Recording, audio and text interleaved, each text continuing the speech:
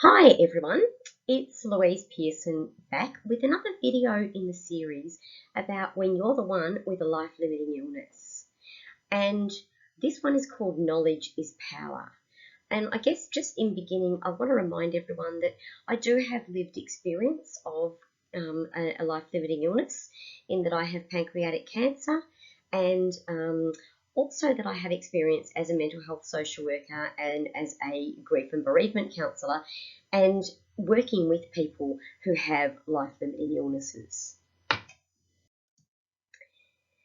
So I guess I, I think of life-limiting illness as the unwanted guest that moves into your house, into the guest room, and doesn't move out again.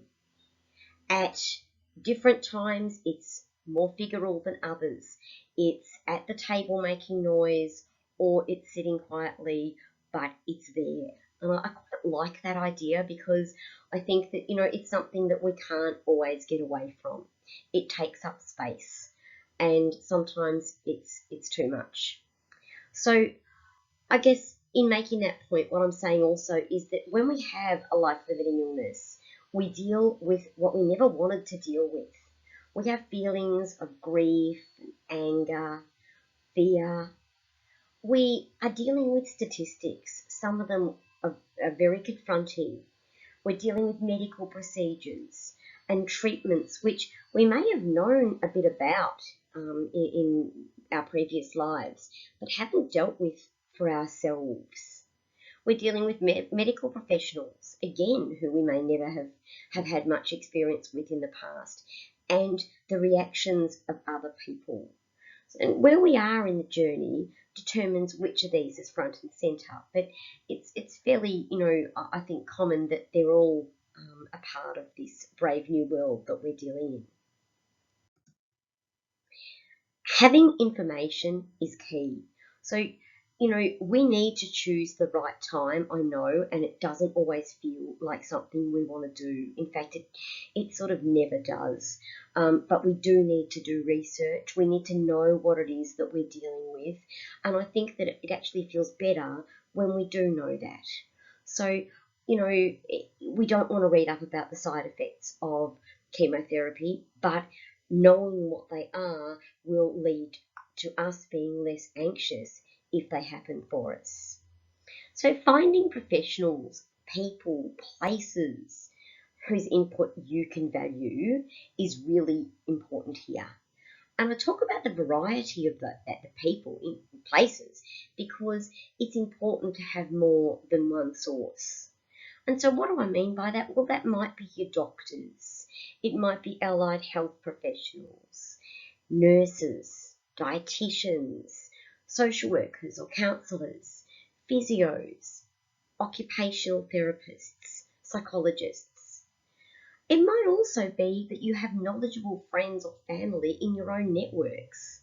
So in my network, I'm very lucky. I have two oncology nurses, and they've been amazingly supportive and given me great information. There are websites that you can go to for information on cancer treatments, and also there are peak bodies. And, that might be something like PanCare for pancreatic cancer, or it might be the Cancer Council. It might be places like MS or motor neurone disease.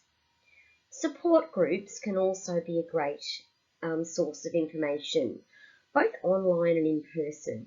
One of the things that I've found really helpful are Facebook groups because they're a very big variety and source of people.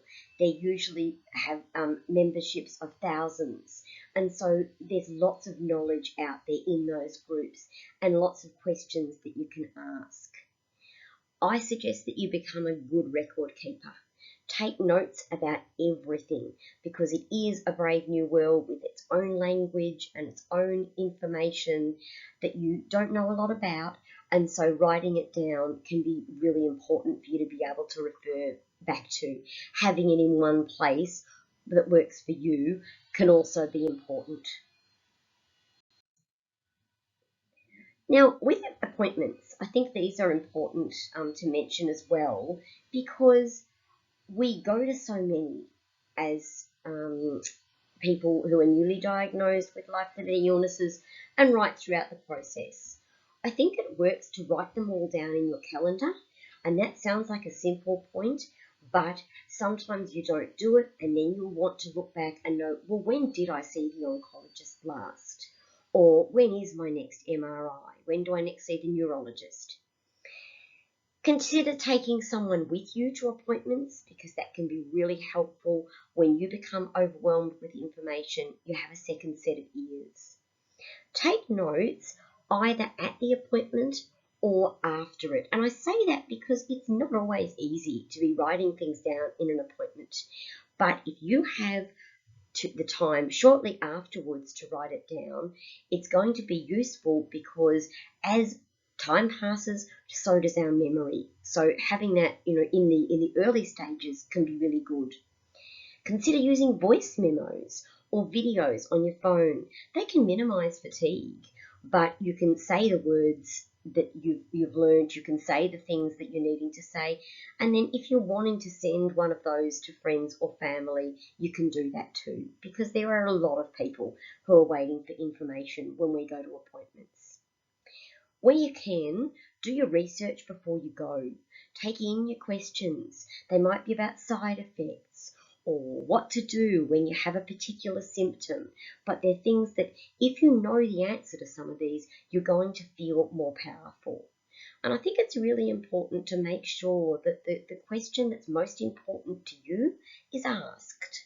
For me, when I went through radiotherapy, I wanted to know if I could still swim. And you might think that should be the least of my concerns, but I know that swimming helps me to feel more at peace in myself. So it was a good thing for me to do for myself. Be open to new information sources. So, it might be that you've never seen a dietitian before, for example, but they gave me some great tips recently when I had some tummy upsets. So just following up on ideas, having that notebook or that notes app on your phone that you can grab, jot things down and say, I'm going to follow up that later, can be really helpful. I'm hoping that this has been helpful for you. If it has, please press like and subscribe to my channel because I'll be back with more in this series of When You're the One with a Life-Limiting Illness.